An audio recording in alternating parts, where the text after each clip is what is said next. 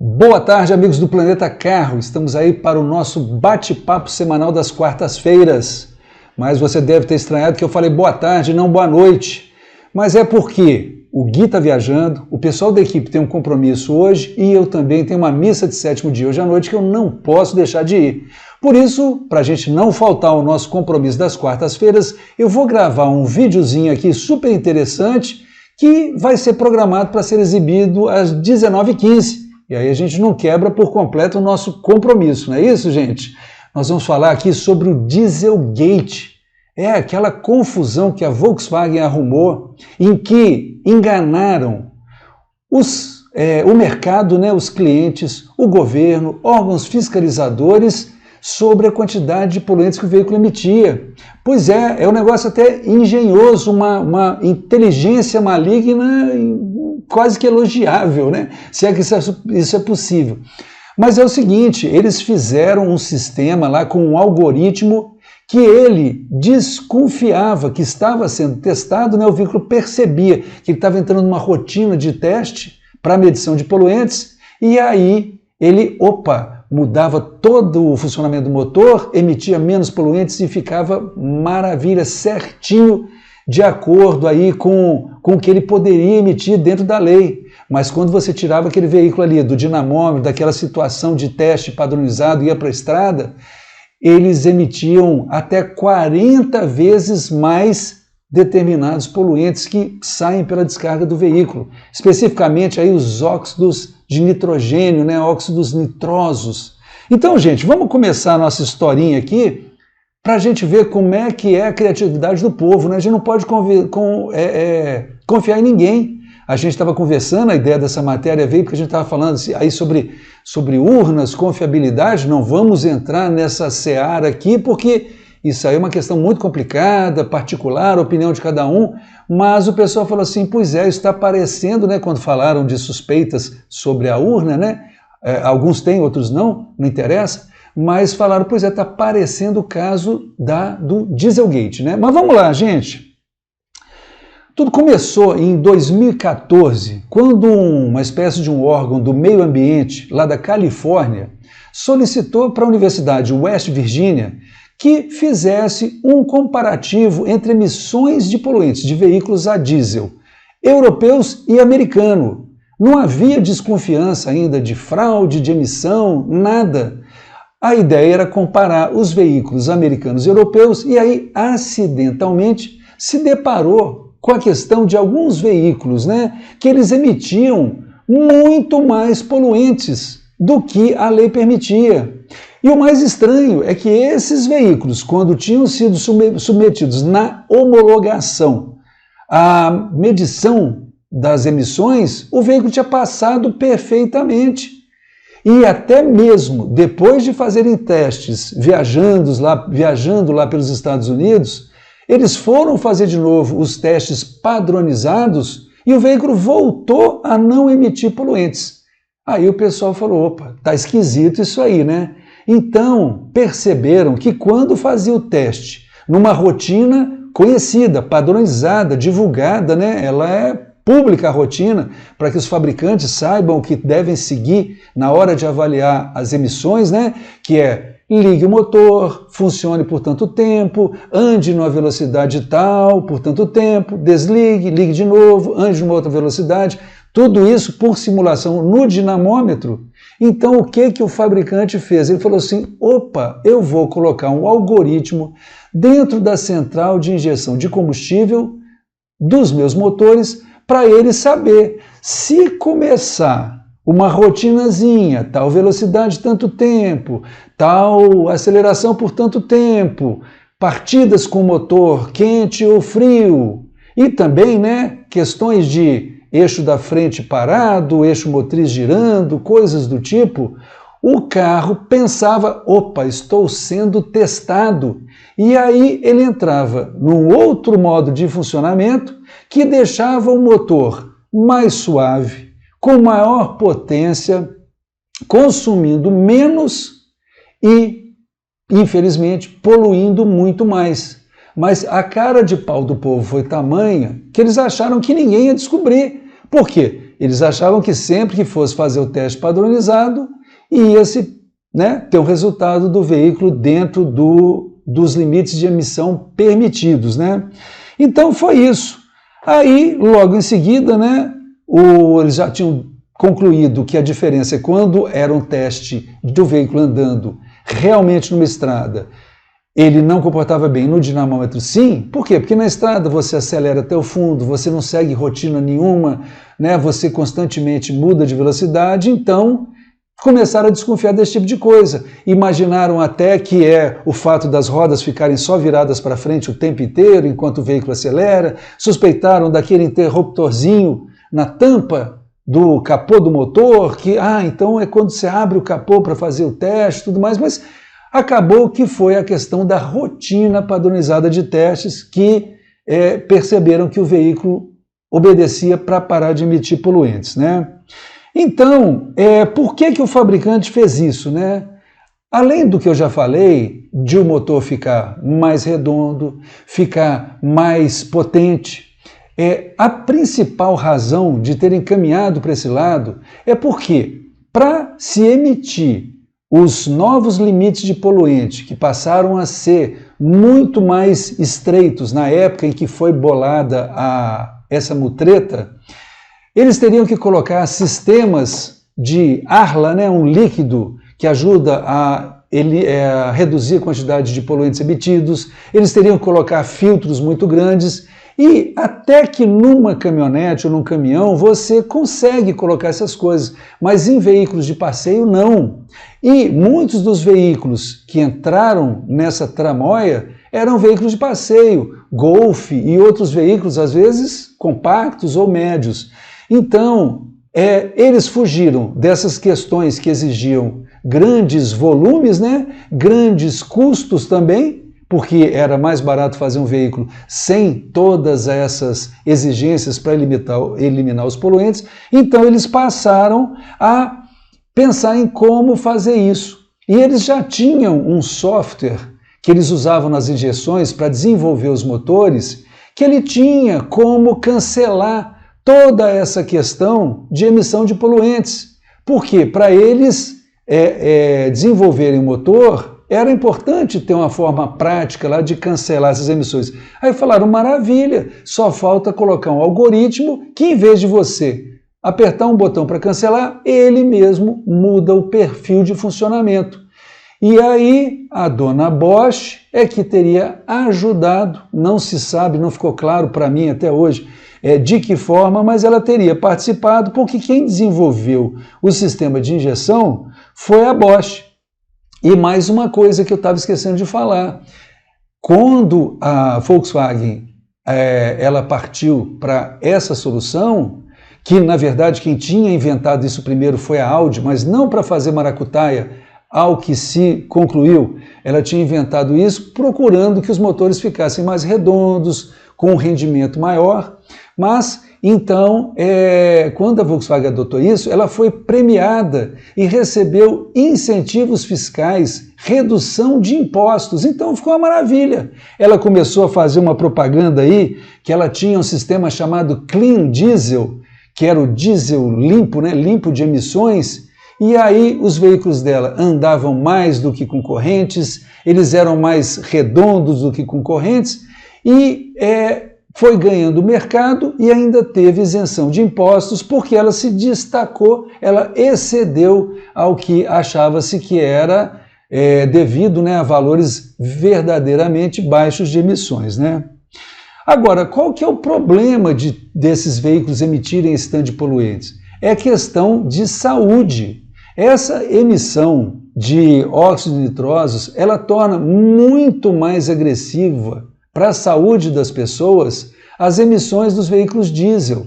Não só pelo próprio óxido nitroso, como ele potencializa os efeitos do particulado. Você sabe que o diesel ele deixa como se fosse uma fuligenzinha, um particulado sair pela descarga, e se você tem junto o óxido nitroso, você arruma uma agressão muito maior. As pessoas podem ter asma, bronquite, deixa eu ver aqui mais,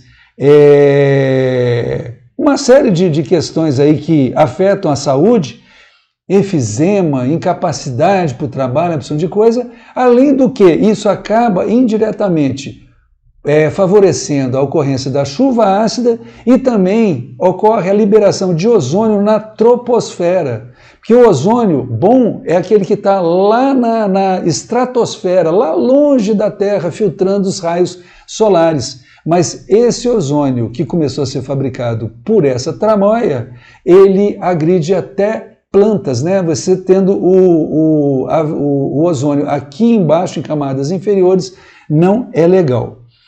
Outra coisa que foi interessante é dizer do desenvolvimento intencional de um sistema que estava lá quietinho no carro. Começou a dirigir ele de forma aleatória, o carro, maravilha, vou emitir poluentes, vou andar mais, vou gastar menos, mas ele, repetindo o que eu já disse, quando percebia que estava numa rotina de teste, que tem um padrão, né, direitinho a ser seguido, ele, opa, esse padrão eu conheço. É até o que alguns argumentam, né, com relação a um estudo bem feito, até de urnas eletrônicas. Eu não estou querendo puxar para lado nenhum, não, mas nesses casos o sistema percebia um padrão de teste, um padrão real, e ele se adequava conforme a necessidade, né? E depois disso a gente precisa de abordar o seguinte, né? A questão do lucro foi o ponto principal e várias pessoas, né, dentro da fábrica, acredita-se que cerca de 30 pessoas, só 30, ficaram sabendo disso e foram coniventes com essa solução. Então você imagina, você olha para uma multinacional, você imagina assim, não é possível, eles não fariam isso. Pois é, fariam. Um dia eu vou fazer uma lista de coisas que fizeram, para vocês terem ideia, né? E aí o que foi feito, né? Em 2014 ainda, no final do ano, a própria Volkswagen, ela certamente pensando em deixa eu tentar tampar esse buraco, né? Tampar o sol com a peneira, ela mesma fez um recall espontâneo, chamando os veículos que ela dizia que ela ia fazer uma regulagem, uma correção, mas até então não tinha confessado que sabia da existência desse golpe, né, desse trambique.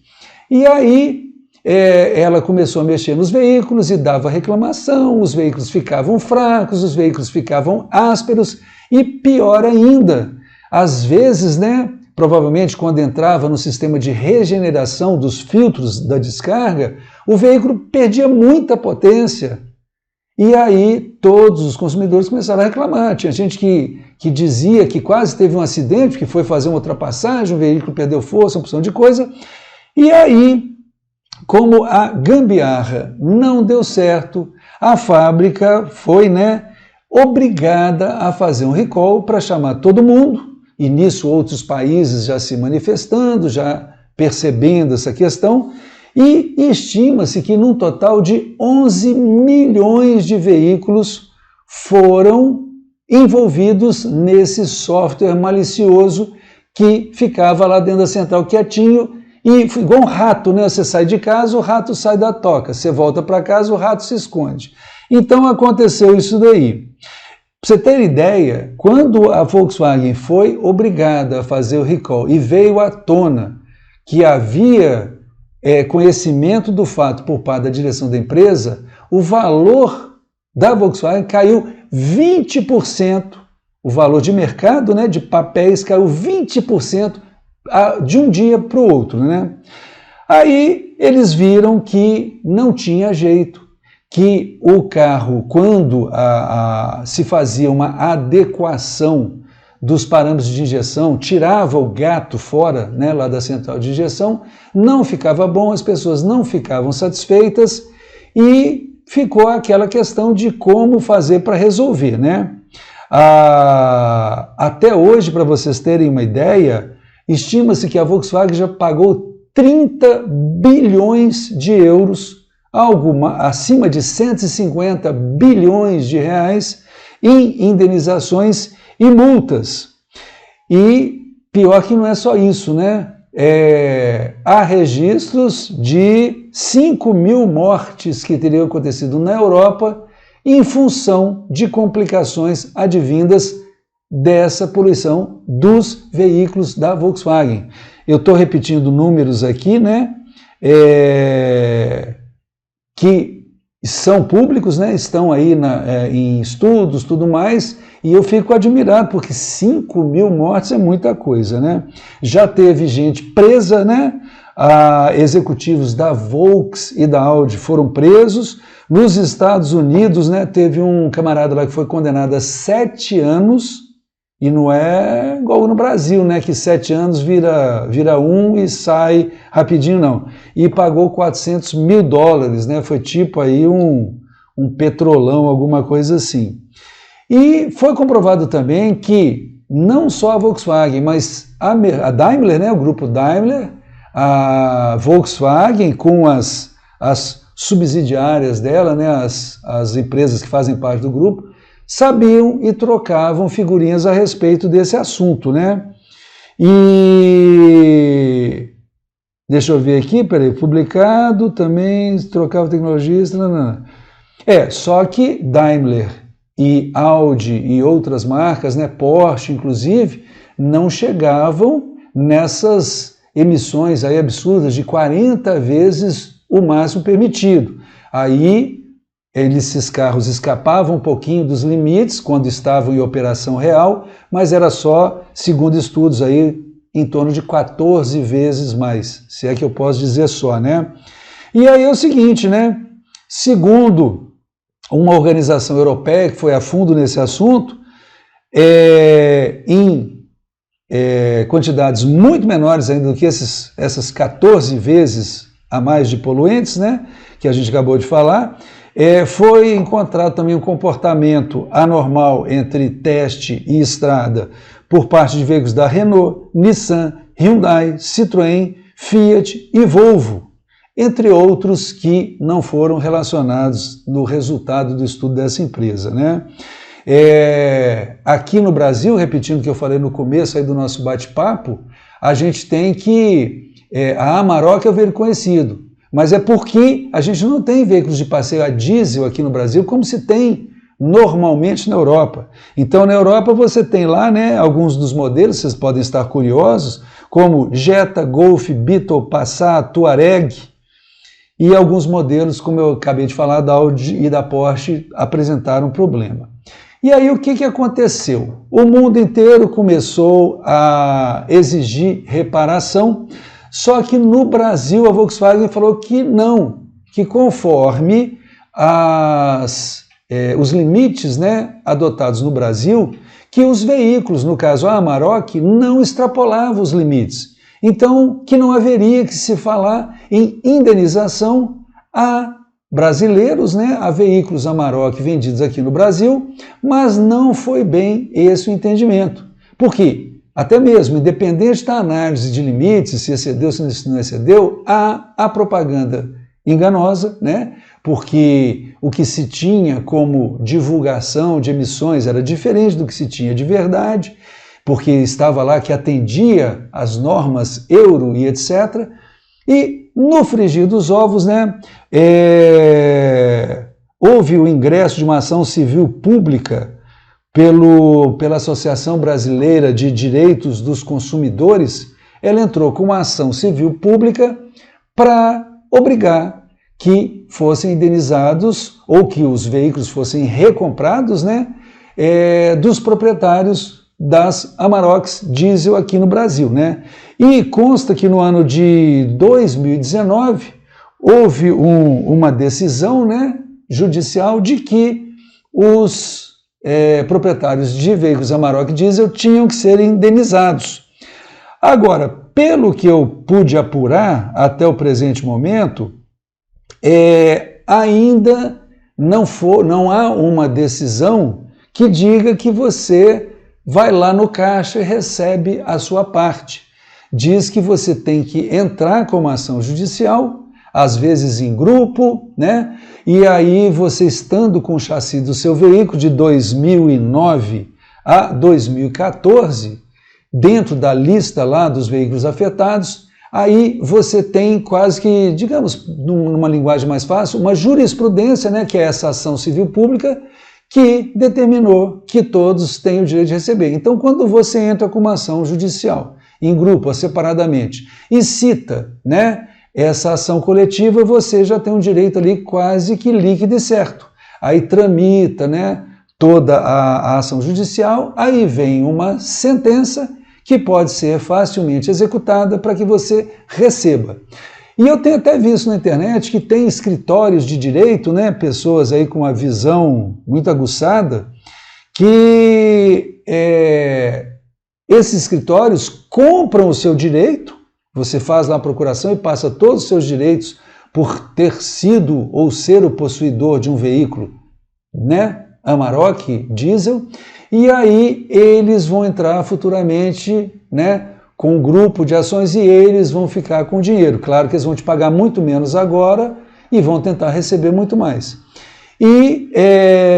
Mas você pode ir vender os seus direitos ou você pode aderir a uma ação aí que esses escritórios estão, né, patrocinando.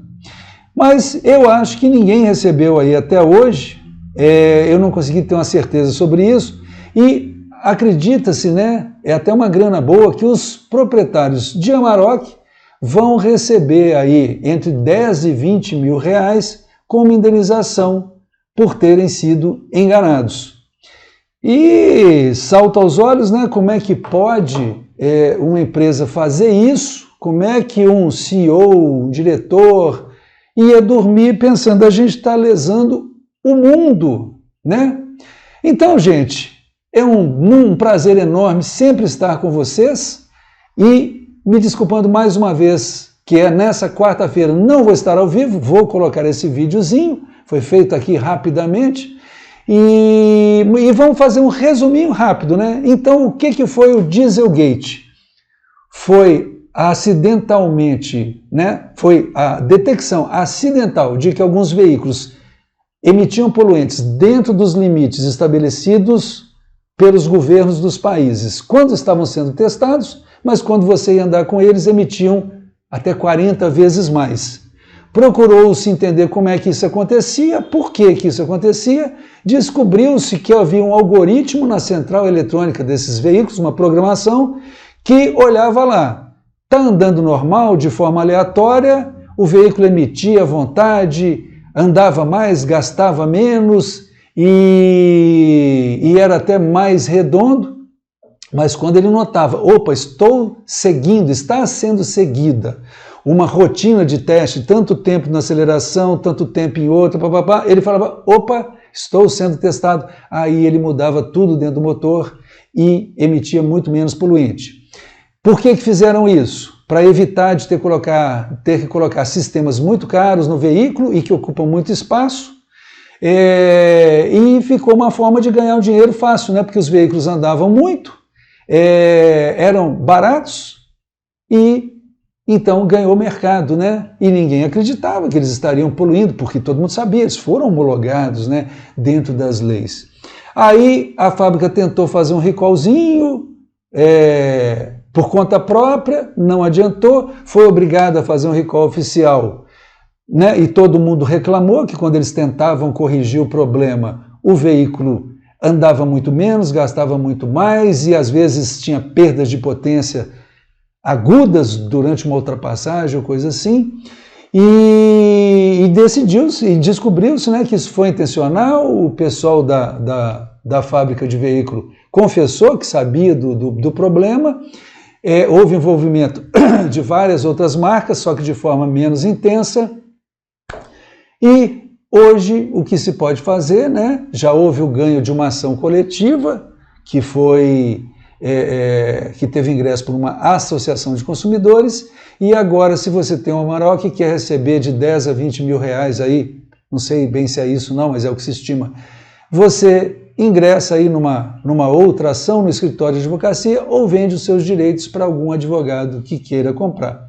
Mas é impressionante, a inteligência do sistema, né, é como eu falei mais cedo, um rato que, se você sai de casa, o rato fica à vontade. Quando você volta para casa, o rato se esconde. Mais ou menos aquelas partículas, né, da física quântica, que quando você está olhando, ela se comporta de um jeito. E quando você não está se olhando, ela se comporta de outra forma. Tá bom, gente? Grande abraço para todos. É um prazer estar com vocês. E na semana que vem, estamos juntos, já estamos marcados para a próxima quarta-feira, às 19h15. Tá bom, gente? Forte abraço para todos e vamos lá!